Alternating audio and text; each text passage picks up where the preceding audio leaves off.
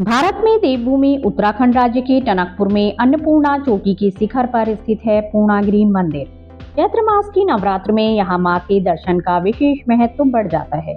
होली से यहाँ पर मेले की शुरुआत हो जाती है, जिससे लाखों भक्त शामिल होते हैं। नवरात्रि में देवी के दर्शन से व्यक्ति पुण्य का भागीदार बनता है। देवी सप्तशती में इस बात का उल्लेख है कि नवरात्रियों में वार्षिक महापूजा के अवसर पर जो व्यक्ति देवी के महत्व की शक्ति निष्ठा पूर्वक सुनेगा, वो व्यक्ति सभी बाधाओं से मुक्त होकर धन धान्य से संपन्न होगा। पूर्णागिरि पर्वत पर विराजमान देवी ने कई ऐसे चमत्कार भी किए जो लोगों को मां पूर्णागिरि की देवी शक्ति का एहसास कराते हैं। यह देवी शक्तिपीठ उत्तराखंड राज्य के चंपावत जनपद में काली नदी के दाएं किनारे पर है।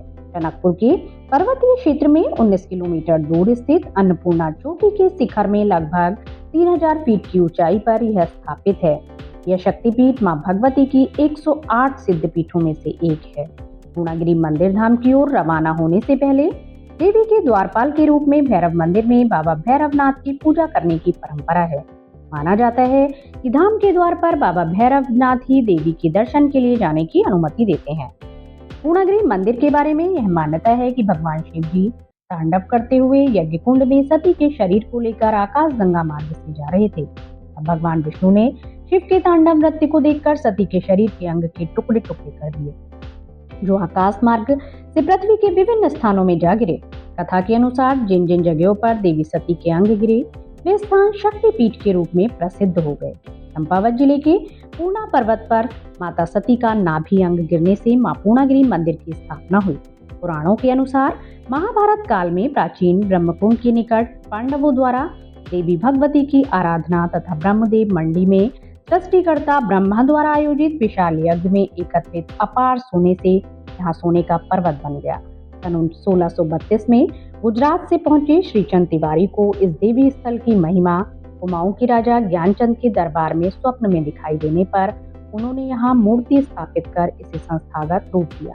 पूर्णागिरि मंदिर में सिद्ध बाबा के बारे में यह कहा जाता है कि एक साधु ने व्यर्थ रूप में मां पूर्णागिरि के उच्च शिखर पर पहुंचने की कोशिश करी, तो मां ने क्रोध में साधु की नदी के पार फेंक दिया।